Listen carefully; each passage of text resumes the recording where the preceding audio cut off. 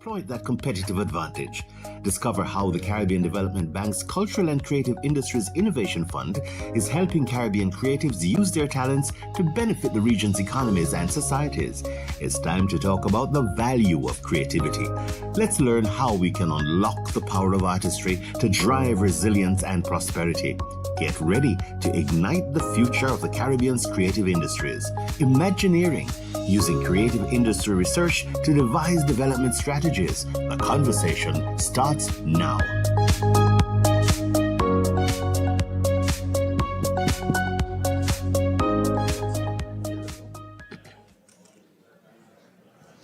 Okay, good afternoon. Good afternoon, everyone.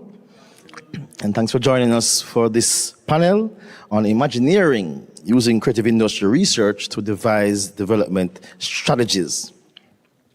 We have a very interesting panel for you this afternoon. I am Marcus Goff, the moderator, and I have with me Dr. Marsha Cadogan, and as well we have with us from UNCTAD, Ms. Dr. Marissa Henderson. And we also have Dr. Deborah Hickling, who will join us online as well to share her insights on this topic. Let me first, as is customary, just recognize that we are gathered here today on the unceded lands of the Algonquin Nation, and we honor their spirit of wisdom to guide our discussions and future actions. So why are we here this afternoon? We are here to discuss the creative industries, and particularly creative industries data and its usefulness in guiding policy decisions in regard to the creative industries. As we know, the creative industries is of central importance to us in the Caribbean because we are a naturally creative and talented and innovative people. Now, we want to be able to, through this discussion, see how data can drive policy, can empower our creative industry players, and essentially grow our economies through empowering our creative industry actors. We want to discuss how we can tap into untapped financial and other benefits that can support our creative industries.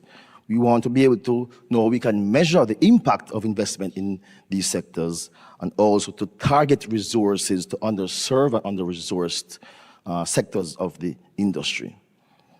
Data is one way we can show the gaps as well as to show the areas where we can achieve maximum impact through investment. So this conversation is anchored by the CDB's funded data studies that were done recently that examine creative economy impacts and contributions to GDP and other outputs in a few CDB client countries. This was done in Grenada, Jamaica, St. Lucia, and Trinidad and Tobago. And this shows that the research contributions, including from UNCTAD and from WIPO, etc., can help in collaborative research into how public development banks include arts and culture for development in their operations, policies, and programs. All right, so let me introduce our panelists.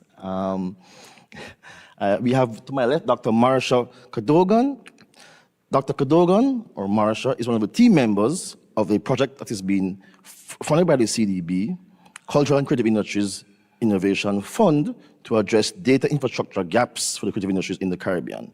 It focused on training statisticians in data collection and analysis towards reporting on the contributions of corporate industries to GDP. So that is Dr. Cadogan. And she's based here, of course, in Canada, in Toronto.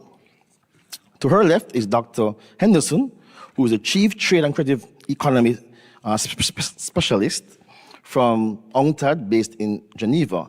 Her work spans over 20 years in the creative economy, and her work focused on supporting developing countries to maximize the trade and development gains of the creative economy and to use their rich supply of creativity and cultural assets to generate employment, to diversify their economy, and to reduce poverty in a sustainable manner. And they were joined online by Dr. Deborah Hickling Gordon from Jamaica, who is a cultural economy consultant and lecturer and coordinator in the Bachelor of Cultural and Creative Industries at the University of the West Indies, Mona, and founder and director of the firm Ink and Vision Limited.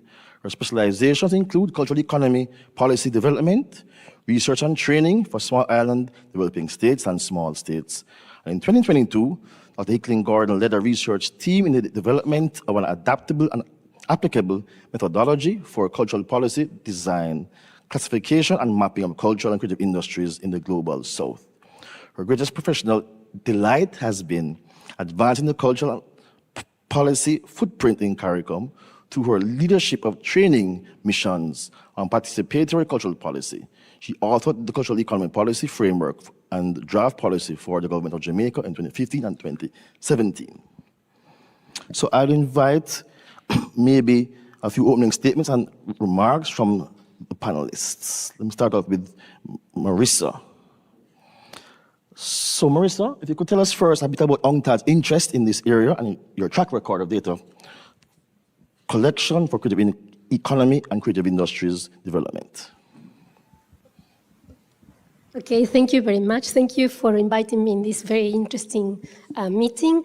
I was just thinking to, very shortly, with my time, I will just mention why UNCTAD believes in creative economy as a tool for development, the importance of data, the advancing of the measuring of creative economy work we have been doing in the last 3 years, and some focus on the Caribbean.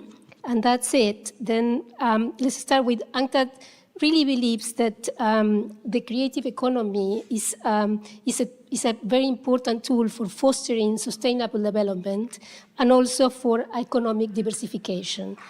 We believe strongly that the creative industries have the potential to increase economic resilience and social cohesion. In addition, the new circumstances particularly during the pandemic, and the importance of women and gender and the sustainable practices, I think the creative economy has an important role to play in the new economy. We have a very important mandate that came from the Caribbean in the Bridgeton Covenant, which is our UNCTAD ministerial meeting that took place in 2019. There is a strong mandate for UNCTAD to work on this. In addition, there are 2 new resolutions. One was in 2021 to promote creative economy, and the very last one was in 2023, December, where they give UNCTAD the mandate to report to the General Assembly in 2026 on the importance of creative industries or creative economy for sustainable development. More about that later. In terms of data collection, as you know, UNCTAD has the statistical database for trade in creative goods and services. And the latest research, which has not been published yet, but is going to be published in July, shows that the total exports of creative services worldwide reached record levels of $1.4 trillion in 2022, almost double the exports of creative goods in 2022, which reached about $713 billion.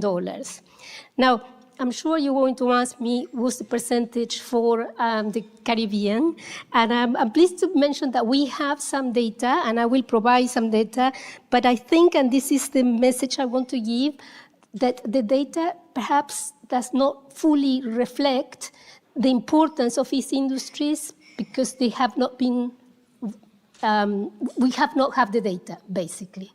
And we know that happens in many countries. This is not the Caribbean, this is in many, many countries where we know there have been services because it's an increase in industry on creative services, and they have not been reported. So I found this meeting on focus on data so important. So let's go to the next stage, the advancing of measurement of statistical frameworks of UNCTAD. UNCTAD, during the pandemic, after the Bridgeton meeting, for 3 years, we put together a group of experts from developing countries, experts. So they did not represent the government. They were experts on its own merit who were from all over the global south, and we asked them to tell us how relevant our statistical framework was for them. And we realized that there were lots of revisions we had to make. For example, when it was created, CDs were very important exports. Records were very important experts. So we didn't have the tool to measure lots of new products. So during 3 years, we have a global dialogue with them, and the result has just been published last month for UNCTAD. I will give you the link, but it really tries to capture in a more dynamic manner the trade in creative services and creative goods. And we piloted that with this new framework with one country, which is Angola, and it has been proven really effective. So one thing that I have in mind is that it would be wonderful to have not just one country, but the region. Let's focus on the region. Maybe we can improve. We have data of only 12 out of the 19 countries. We had put out a survey, global survey, to know the importance of data and the creative data from countries, and only 3 out of 19 of you have answered this survey. So maybe we can relaunch the survey to see whether we can have more data on this. One of the things that are part of this Angola, trying to promote Angola, is that we try a lot of training with statistical offices, so they have improved the way they collect data. And of course, we did that with other UN organizations like WIPO. Finally, I will finish saying that we do have lots of programs with different countries. We have one of the Caribbean, and we did a long time ago the mapping of creative industries of Jamaica and Trinidad Tobago. And I can say that the whole program of creative economy was launched because the Caribbean in 2004 requested our Secretary General to help them to see how they could make money out of their creative industries. So perhaps it's a good time to renew this mapping in other countries and see how it has changed from our initial mapping to now. The initial mapping took place more or less about 2005. Thank you. Thanks so much, Marissa. Very interesting to see the importance of the creative industries, goods and services, as you say, in the economies of the Caribbean and otherwise. So let me go to you, Marsha. You have done some work recently with the CDB, CIF, on several projects. Could you share a bit about those projects in this regard? For sure. Thank you. Thank you, Marcus, and thank you, everyone, for being here. The project that we did was focused on measuring the economic impact of the creative industries on GDP. Now, this was more of an updated study, and our focus updated because the original study was done in the early 2000s. And if we look at what the study that was done in the OEC, so that was about, say, 2014, between 2014 to 2017. So the project is really focused on training particular key stakeholders from 4 different countries to be able to carry out this study, because it is important to have knowledge transfer, and now knowledge transfer, of course, on the appropriate personnel. And so, as Marcus pointed out earlier, this was Jamaica, Grenada, St. Lucia, and Trinidad and Tobago. So this training took place over the course of, we started in October, everything was finalized in January. 23 persons are now trained in the region who can now carry out this study of measuring the economic impact or contribution of the creative sector, creative industries to GDP. It didn't stop at GDP. We went beyond that, so it was updated. So now, in terms of when you get the reports to read, you will see that it includes also productivity, export, and trade. So those figures are there. Now, in terms of who were trained, There were statisticians, so statisticians from the Central Statistics Office of Grenada, Trinidad and Tobago, also persons from the Ministry of Trade, persons who work in the planning offices, persons who work in the university offices who deal with statistics. We had over 90 hours of in-class training, so 45 hours of training. This was carried out mostly by Dr. Vanessa James, who was involved in the original study, and Richard Harris. My focus was on the intellectual property aspect, the copyright aspect of the course. It was a collaboration, so we had public-private partnership, public being the Central Statistics Office of St. Lucia, but also internationally, we partnered with WIPO. And so we had WIPO reviewing the information that we wrote. We actually wrote a manual, which consists of 6 modules, which were given to the trainers. So there's still a book came out of this. The course is accredited, peer-reviewed, and now 23 persons are trained to carry out this activity in the region. Great, sounds good. And congrats to CDB, good work. We certainly need that kind of expertise in the region. So on to you now, Deborah. Good afternoon. It's really wonderful to be able to participate from very warm Kingston, Jamaica. You know, we have spoken a lot on many platforms around this region and the world about culture and creativity and it being our region's competitive and comparative advantage. But we have been very slow and inconsistent in our validation of this claim. And there have also been challenges about demonstrating the opportunities available by undertaking the research that is necessary in order to be able to validate these claims. In particular, we've had problems with underreporting, problems with data collection, problems with issues to do with indigenizing the ways that we collect data and so on. And it's so important because we have such a youthful population and changing operations within the cultural and creative industries, which themselves, the value chains continue to change rapidly. And even those now need to be remapped because what was occurring in 2016 in many of the subsectors are a little different even now, 10 years later. So this slowness to move is causing us to miss opportunities. And these opportunities range from understanding Caribbean identities, which would be the quantitative side of things, to sustainable economic growth and understanding the ways in which we can use culture and creativity to move our economic growth metrics forward. And two of the greatest threats to the development of the Caribbean cultural economies, well, they go hand in hand. The scarcity of data and the scarcity of political will to undertake the sector development. These are two of the issues that we really have to look at because we need to be able to lean on both of them to get the full-scale data collection that is required to move us forward, to have the kind of data and information.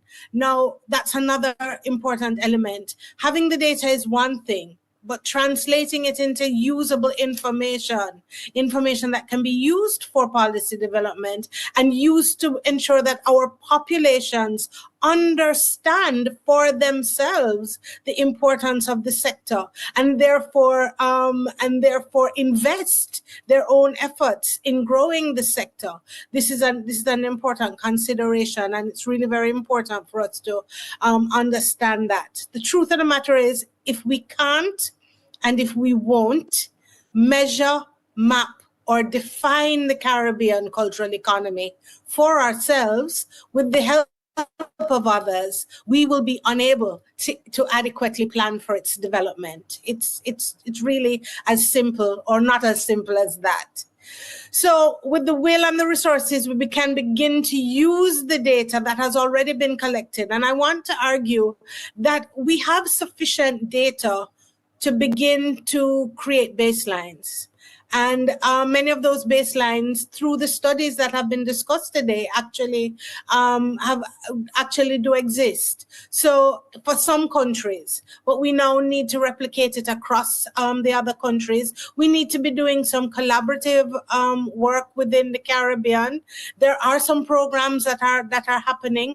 The challenge is the coordination of those efforts. So there's activity happening in St. Lucia. I'm really excited to hear about the training of statisticians, because that's one of the issues that I really want to point to a little later.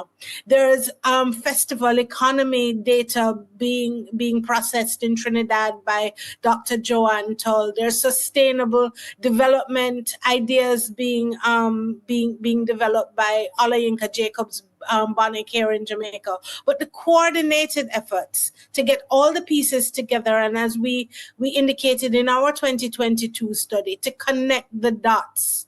This is now what is required. To answer the question directly, with relevant data, we can empirically identify the existing cultural economic gaps that we spoke about earlier and close them. We can design and develop the appropriate responsive programs to facilitate and enable cultural and creative people. That's another element. Understanding that data is one thing, but it has to relate to real people who are doing real creative and cultural and artistic work, real artists. The artists have to be at the core of this data development process. And this is the reason why we need to be producing this data. I have a couple of examples, but I'm sure we'll get an opportunity to talk through some of those as we go along.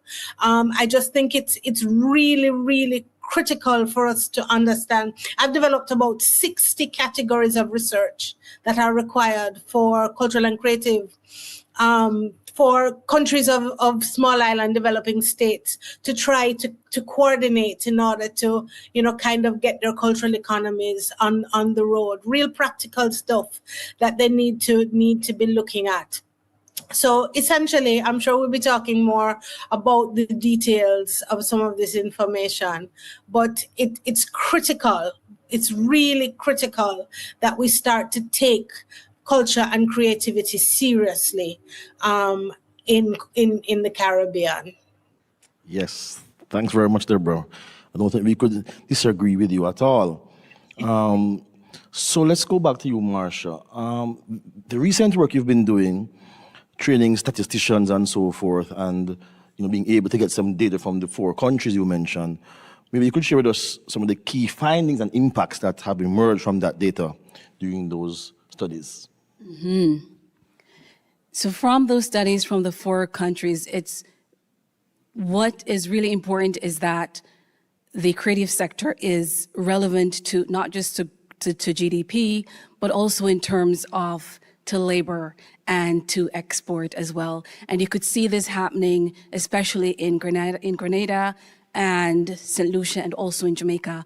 Pulling from the study as well, what we see happening are certain gaps that need to be addressed. For example, if we're focusing on the creative industries or the orange economy, again, is very broad and is very diverse. Where one country may have a comparative advantage in music, for example, Jamaica, another country may not have that comparative advantage. And so the right type of infrastructure, whether it be institutional or otherwise, needs to be present. And so we found that in certain countries, the collective management organizations, so for example, that body that collects or royalties or license the rights for use of certain copyright content, the appropriate type or adequate type of infrastructure was missing. So that's one thing. The other thing as well, you find that if we're going to incentivize creators to create and to produce content that's valued in society, it needs to be adequately protected. And you find that in certain countries, there's a lack of all the different types of laws that are necessary to protect the intellectual, the IP, but also other types as well. For example, the relevance of being a part of certain international treaties is important, and I found that missing in certain countries. When the report is available, please do read it, and you'll find out more information. The other point that I'd like to make very quickly is the innovation ecosystem differs for every economy.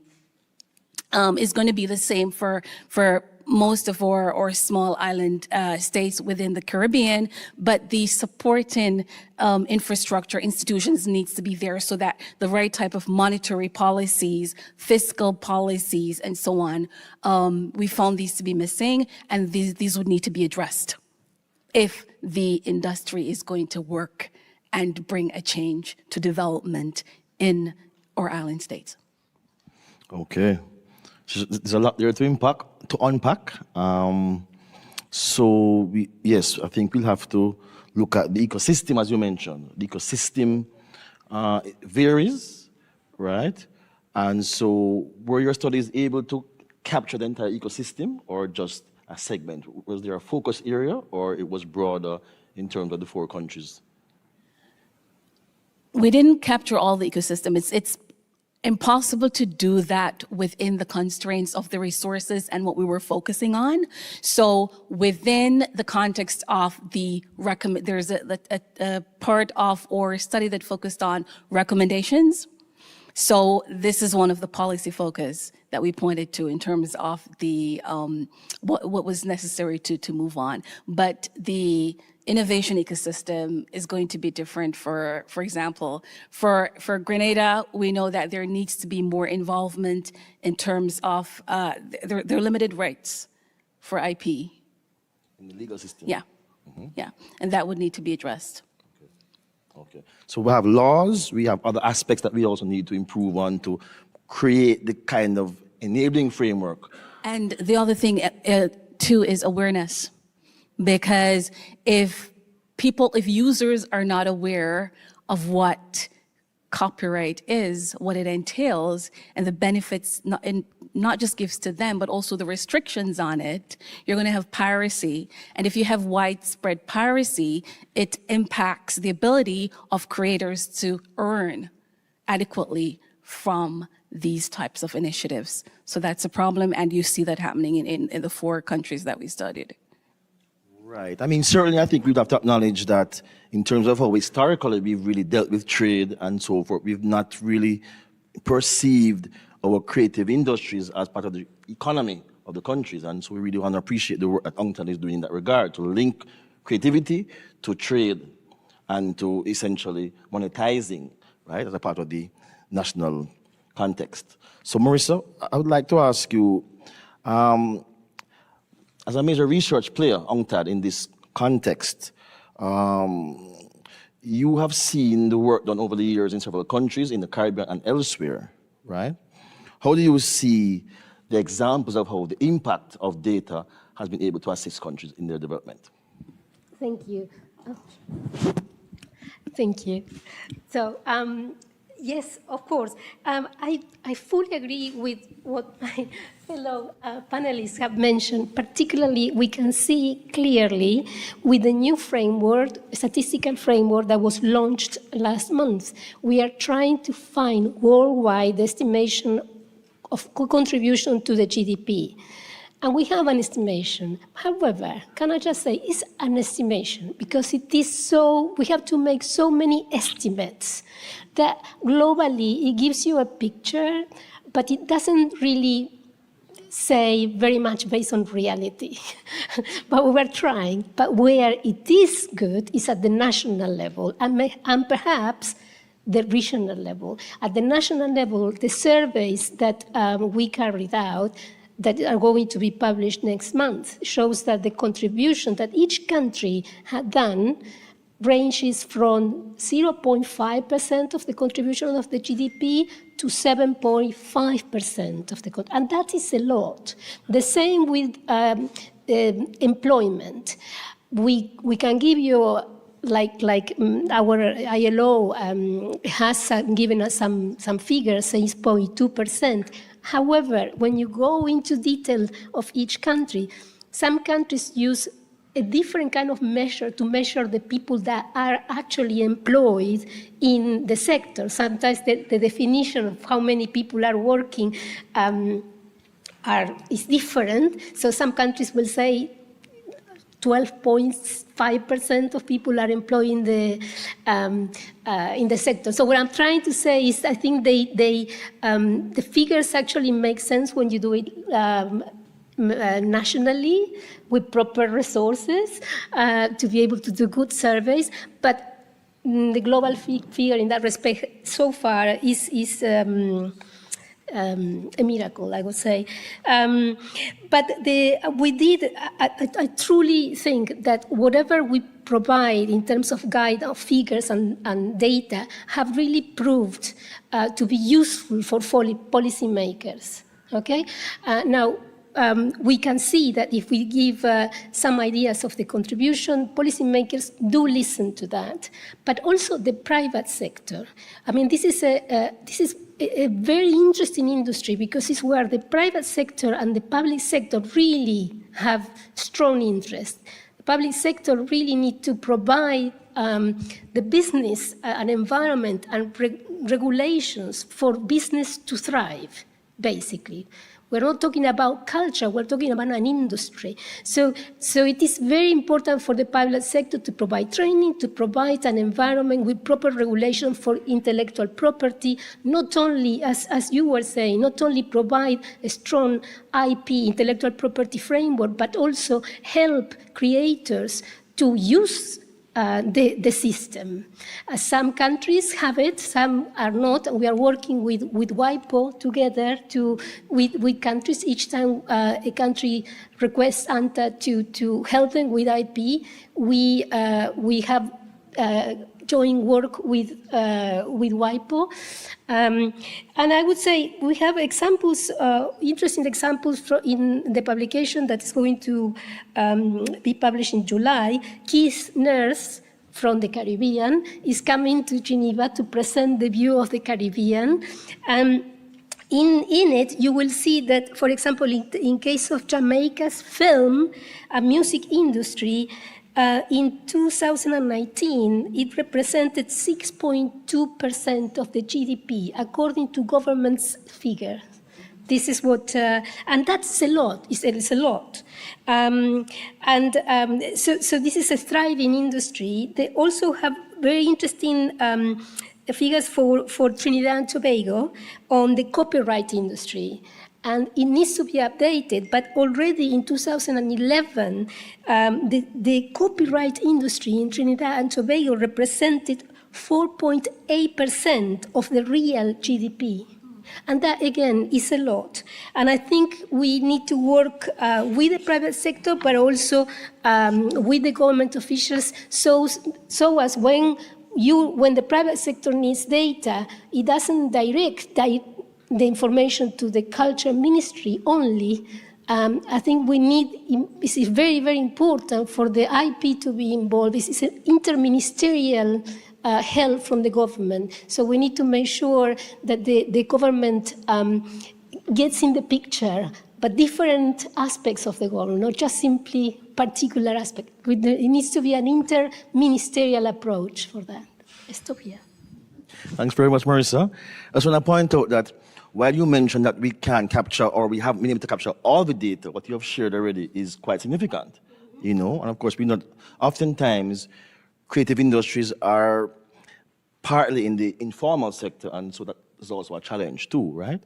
So I want to come to you, Deborah, in terms of your vantage point. You mentioned 60 data sets or categories of research. How do you think we could improve the methodology in terms of how we can design our data collection and research to inform policy? One word: coordination. In 2016, when the CIF was mooted at the CARICOM heads of government, I think it was in the Bahamas, by former Jamaican Prime Minister P.J. Patterson, he also spoke of creating a coordinating mechanism for Caribbean cultural and creative industries, a management unit for want of a better word. And this may be one of the ways in which we can actually sit down, sit together, create this unit and sit together to identify exactly what our search framework and our policy framework and our legislative frameworks will look like for the Caribbean. Of course, each one indigenized for their own particular use. It will also help to challenge to address the issues and challenges of fragmentation. Every single study that has been done across the Caribbean speaks about public sector fragmentation as being a major problem in terms of the ways in which data is collected, the ways in which it is stored, and the ways in which it is used. So a study may be done in a particular ministry, in a particular country, but that data is not used in the ministry for which it is best suited. I give you an example. In Jamaica, we have a particular ministry that deals with industry and development, industry and commerce. And they did a study that showed that 50% of that, just under 50% of our cultural and creative practitioners are among the working poor. That information could be used by the Ministry of Culture and Creative, that has responsibility for creative industries, for creating projects and policies that can address that particular problem. But the transferability of the information, we don't see that happening. So coordination, both regionally and within nation states, is a huge element in terms of fixing the fragmentation problems. We also have to look at the methodologies that are being developed. I'm very pleased to hear that there is a global, universal, uniform methodology that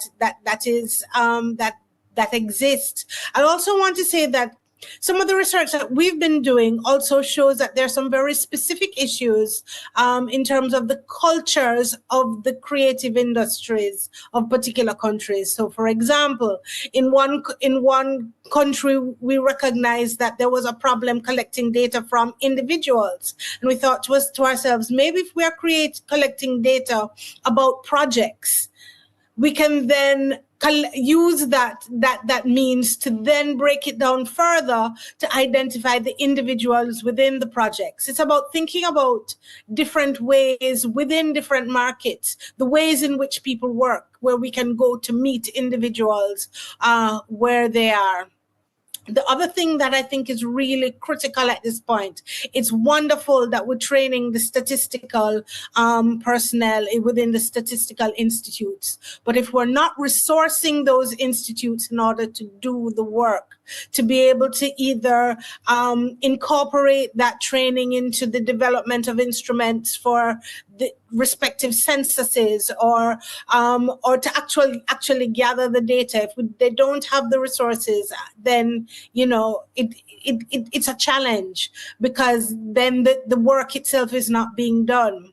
Another thing that we've found in the Caribbean is that in more and more countries of the Caribbean, policies are being developed, but the implementation of those policies is challenging, because again, that requires additional research in order to determine exactly how to use the very scarce resources that exist. I think finally, just based on time, I mean, we could go at it forever. I think we need to be training in the Caribbean specialist cultural economists. I think we have people who are generalists who work in a number of different areas. Some work in trade, some work in cultural studies, some work in statistics. But I think we need to now be training individuals specifically by giving scholarships in this area, by looking at it as an area that is ripe for development, and placing some emphasis on that. And I think we also need to be kind of finding a way within our countries to provide information to our people about the importance of the cultural economy, because many of them still see it as a little singing and dancing. One of the studies I read today spoke about, in spite of the fact that festival brings such gaiety and recreation, it also it also provides economic. It's also a source of economic growth. It's a source of economic growth because of the gaiety and excitement, So there still needs to be a clear understanding that there is value in gaiety and excitement. So we need to also be helping individuals to understand the nexus between the two. There's so much we could talk about, but time won't permit. Well, thanks for all the insights, Deborah. A lot to think of there too. And yes, we always lament how, we don't see this as an industry or industries. And sometimes it's a hobby. Sometimes we don't want our children to go to art school or music school, Legitimization. Yes. We have a major challenge with legitimization in cultural and creative industries in the Caribbean. Okay, let's come back to you, Marsha. In terms of what the studies have shown, right? And in terms of what you think efforts like the Data Study Accelerator, can do for us in the Caribbean, how do you think we can then kind of skew some of what we have already to meet our existing challenges? Thank you, Marcus. First of all, the study was a pilot one. And so it would be great to have this mainstreamed across the Caribbean to more countries. Another challenge too is that, and this was pointed out before by Marissa and also by Deborah, is the fact that we're working with data that's, a lot of it is estimated data. And so we need to, for example, in our study, we had to rely on supply and use tables from St. Lucia because St. Lucia had the most updated supply and use table. And then that was used as an estimate then for the other three economies. So if we're going to take this very seriously, especially in terms of sustainable development, and we already know how important the creative economy is to the region, then it needs to be mainstreamed where it's not just a thing that happens at a certain point in time, but it is seen as an important part of what we do, an important part of our innovation strategies. Now, some economies in the region have national innovation strategies. This needs to be incorporated as part of it. And also, for those persons who are trained, we know that methodology changes with time. And so it would be good to have a refresher course built into this so that those persons who are trained, some of them may not be working in the field right now, right? But those who are trained have a chance to refresh, get more professional development on what they're doing so that they can indeed work in the field and work in it effectively. Okay. So, Marissa, the work that has been done by UNCTAD, has it involved any sort of regional studies, apart from just national data? Have you been involved in regional studies? And could you maybe share any insights in terms of how, as a region, a Caribbean region, we can approach some of these challenges? Yes, actually. So one of the things that the data have shown is that South-South cooperation in creative goods and services is very, very strong, actually, mainly, generally, it is shared language and shared heritage. So South-South cooperation is very, very important. So with the data that you mentioned, Deborah, that there is a baseline. So we could improve whatever it is there, if necessary, but create a baseline for the basis to have some regional dimension. That would be very, very important, I think. I mean, I would improve that. It was my call for action. Would say we have an opportunity now with the resolution. UNCTAD has to present a report in 2026 to the General Assembly. So why not take the opportunity from now until 2026 to see all this data that you have produced with these incredible studies, that I congratulate you warmly, and see if we could use use that as a case study that will be presented to the General Assembly, and perhaps improving the survey. We can relaunch the survey and give that as a case study for the Caribbean. I love that. I love that. As we started in the Caribbean, this whole initiative, we can come back and present it to the General Assembly from the Caribbean. Yeah. I love that. I love that. All right, we want to open up the questions from the floor. Anybody has any questions or comments? Please, we have microphones in the aisles that you can feel free to ask to any particular person or to the panel in general. Please feel free to ask or to propose any points that you would like to suggest. Yes, sir. I agree. The numbers thus far are significant, whether it's 0.5% or 6.5%, particularly not only for the economic value, but to capture cultural heritage amongst the countries. And it's a large area with a lot of rich historical antecedents. The question I have is, and commenting on, the impact for policy and budgeting, you don't want to replicate, but has there been an effort to try to do an inventory of culture in the broadest sense in terms of libraries, theater, music, art, et cetera, across the region so that the planning and investment by governments will look and see what the level of depth or lack thereof is in a particular area within a country. Has that sort of project been undertaken? And if not, how could the bank, working with governments, endeavor to do that sort of thing? Because I think the numbers are going to be much greater than what we actually see.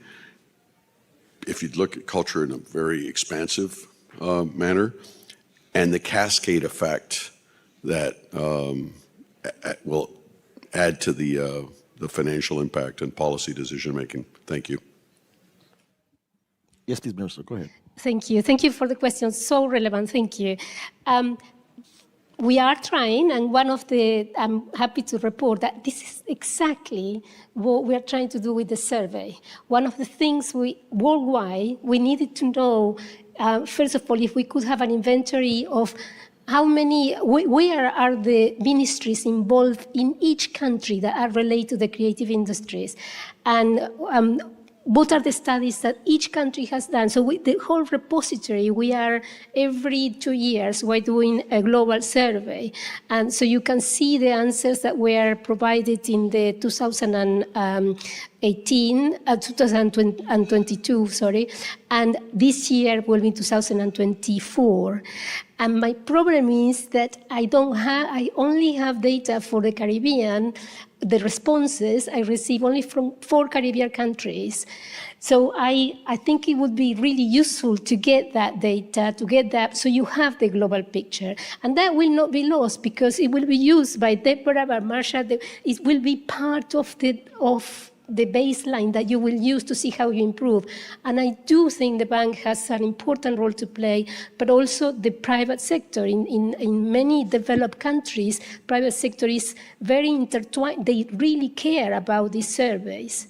I don't want to mention which one, but many countries don't know even how many seats each cinemas or concerts they have in a particular city. Imagine worldwide. And that is very important for the private sector. So they say, okay, so we have all this we can do. So this is very, very important. But we need to start building slowly, building from bottom up and get the information.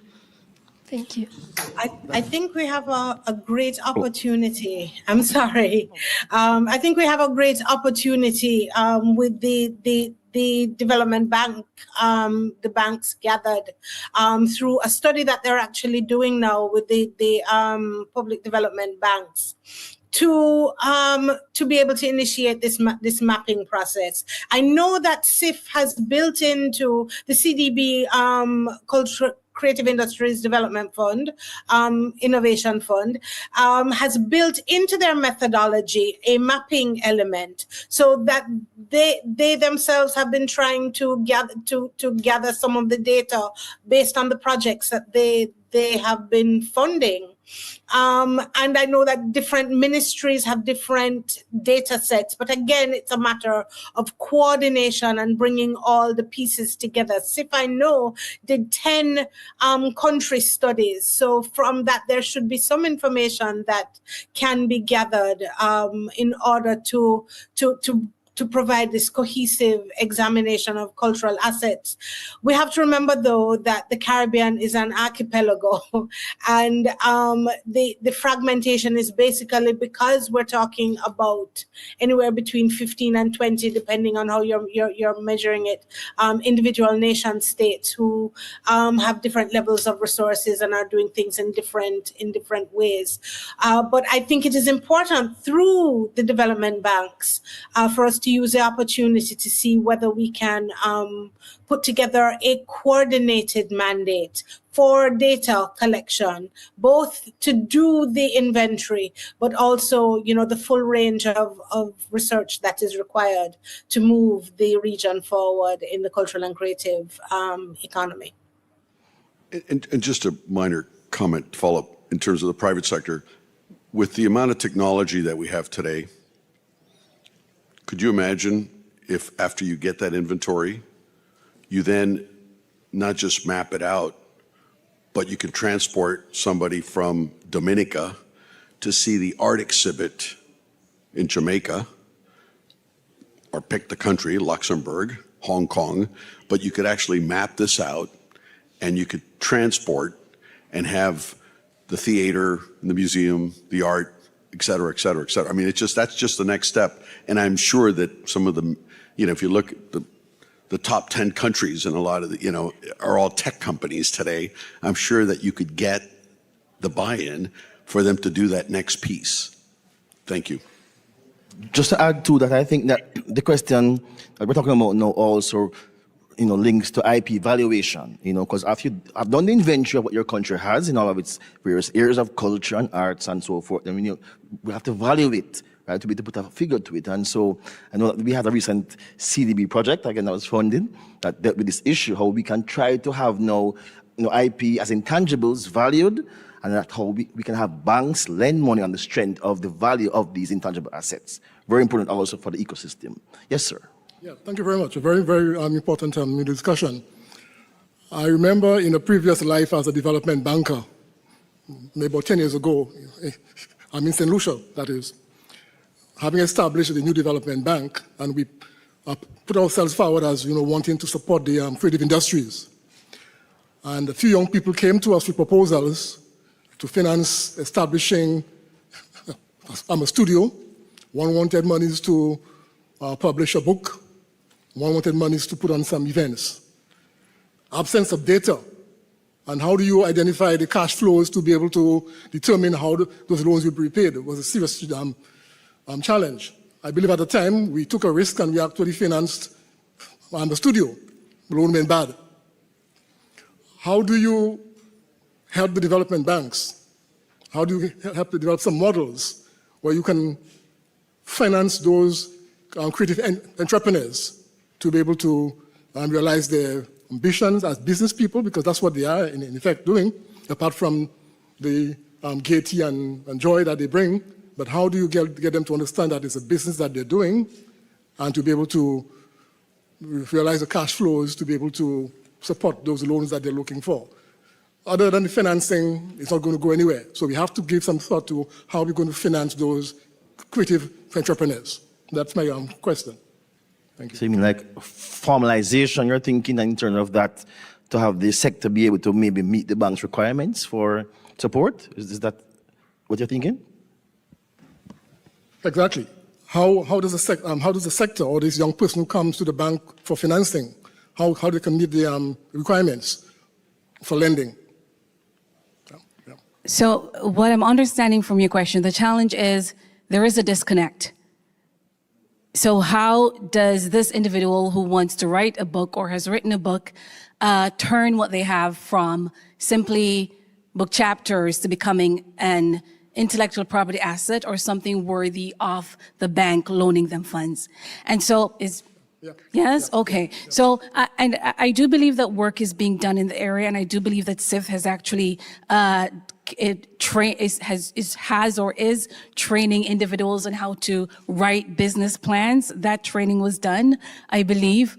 A part of that too is in terms of the training on the business, on the writing of business plans and so on, is ensuring that the individual understands that what they have is not just, or the venture that they want to start, it's a business, and a part of that business is the intellectual property or the potential of drawing out the intellectual property content from that and monetizing that and developing a strategy to not just monetize the IP. So, for example, you mentioned a book. This person authors a book.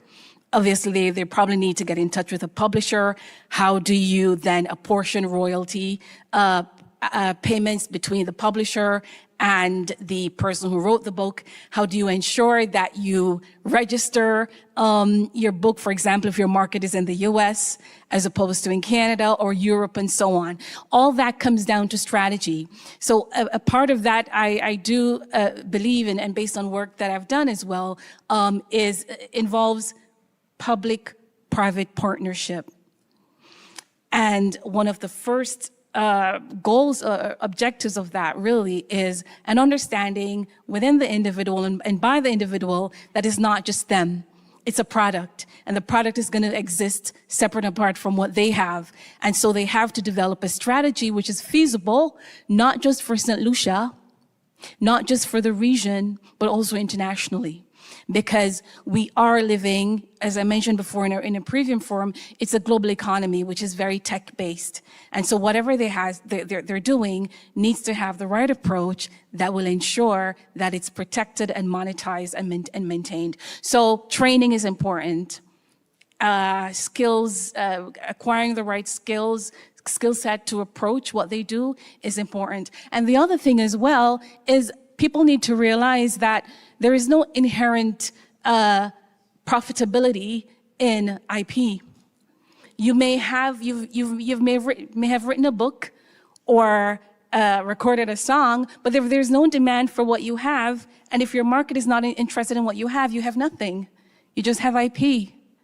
And so valuation is important, as Marcus said, valuing the intellectual property, and also having within the ecosystem a framework where they can have the IP as a collateral, so borrow off the IP that is now has value, so that they can then start their business. So there's a lot of different points that needs to be addressed for it to be materialized as an actual business and something worth the bank lending money on.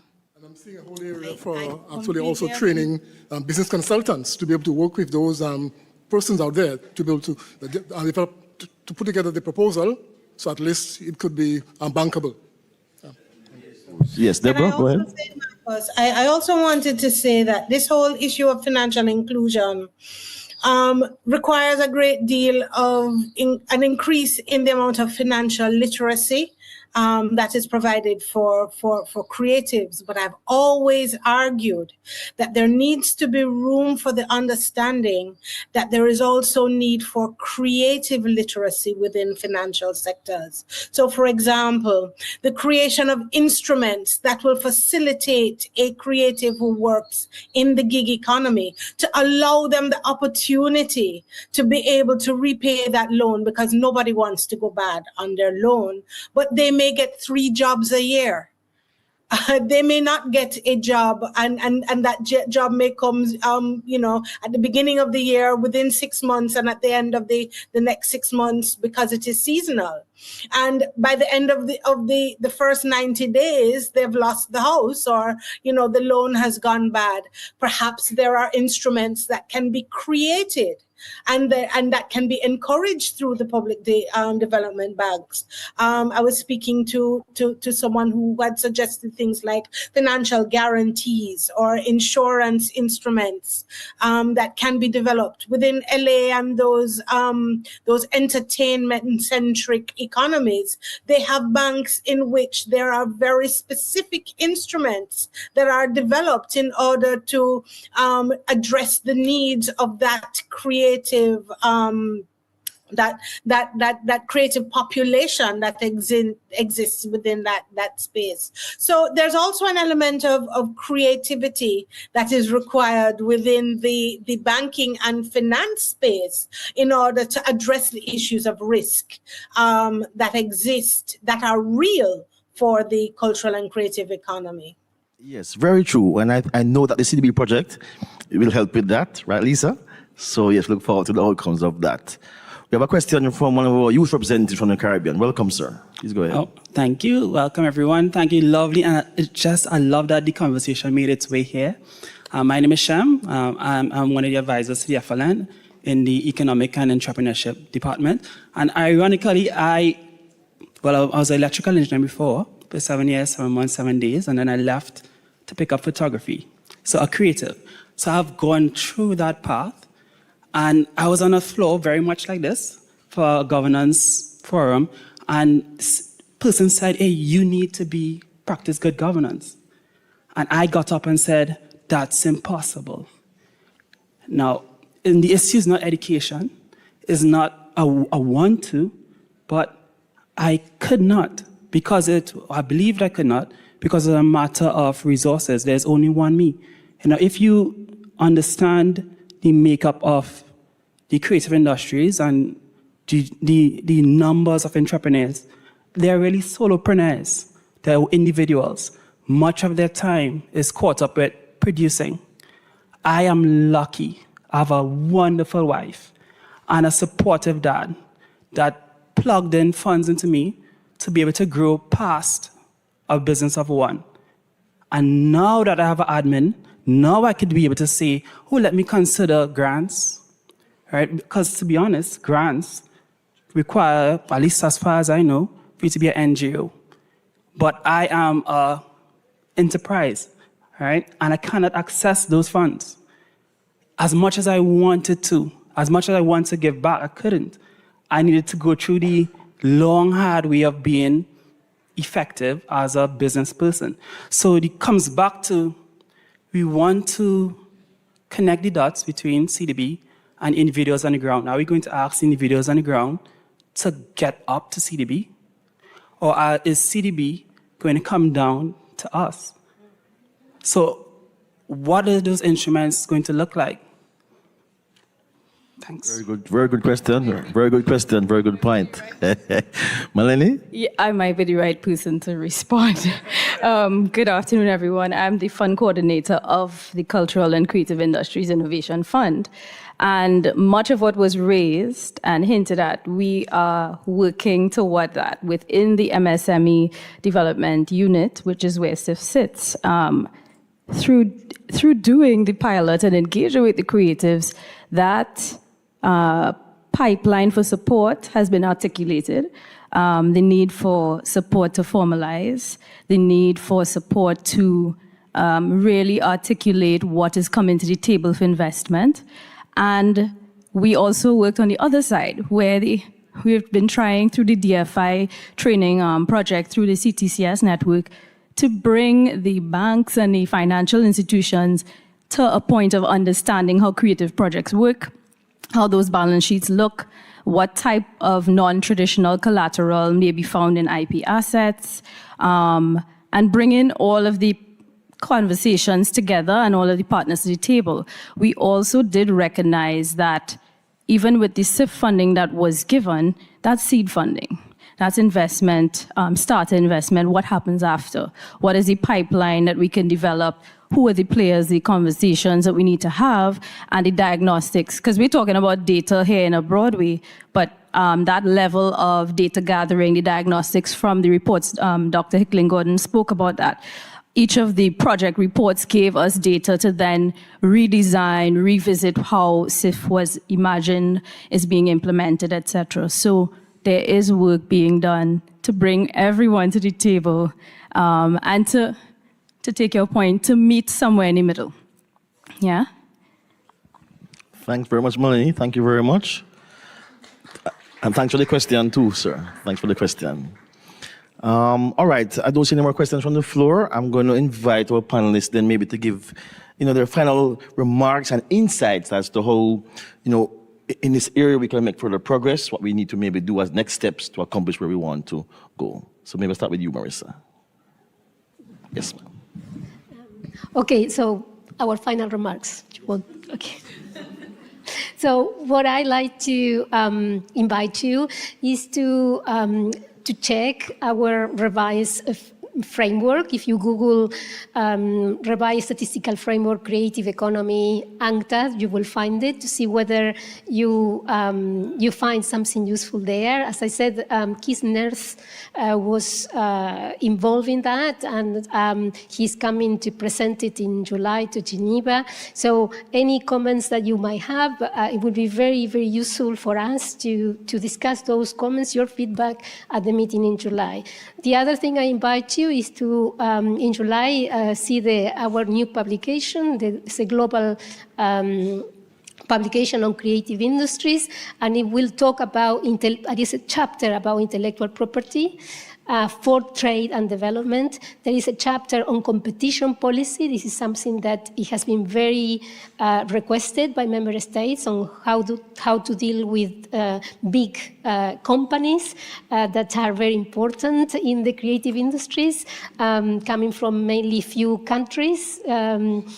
So how can developing countries help themselves regarding that, and also the trades in the main trends on trade of creative goods and services. And finally, my call will be let's take advantage of this publication, this resolution that you member states have approved by consensus at the General Assembly, and work together from now until 2026 so we can improve the data collection of the Caribbean and maybe present a more robust picture of the creative industries in the Caribbean. Thank you. Thank you, Marissa. Thank you, Marissa. Marsha? Yes. Recognize that, yes, based on the conversations that we've had here today, we know that the creative economy is important. For us to see the synergies between the creative industries and sustainable development, reducing inequalities between Caribbean countries and developed economies, but also within the countries itself. In the project that we did, 64% of the trainees were women. So it would be good for us to have programs that actually recognize the value, the important contributions that women are making in this industry.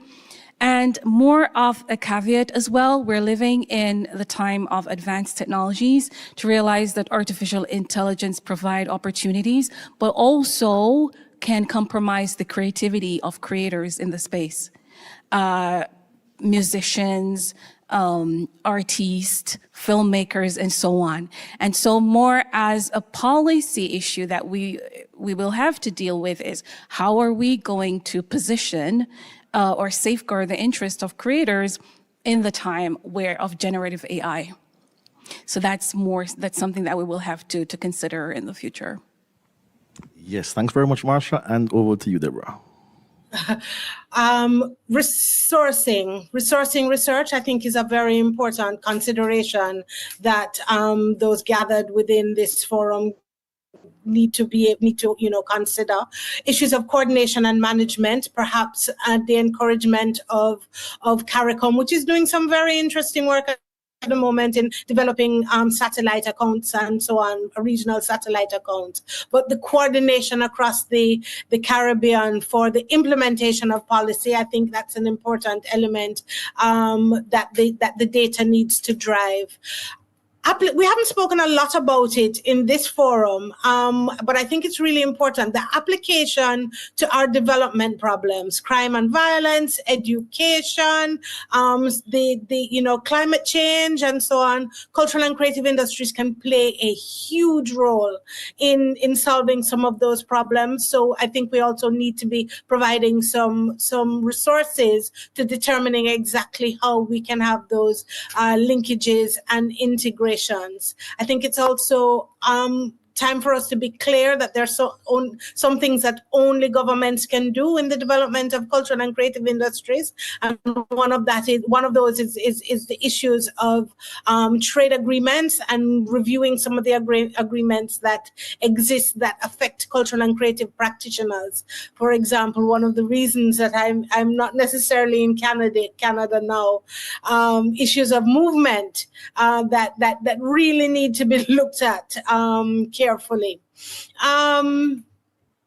Young people, being clear that the cultural and creative industries is youth oriented, and these are the people who are going to be developing the nations for the future, and we really need to pay some great attention to that.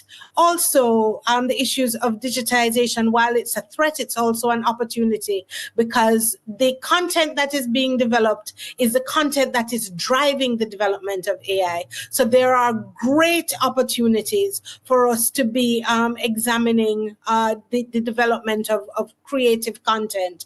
What tends to happen, especially in the international arena at the moment, is a lot of money is being thrown at digital development and a lot less at cultural and creative development, and the two go hand in hand.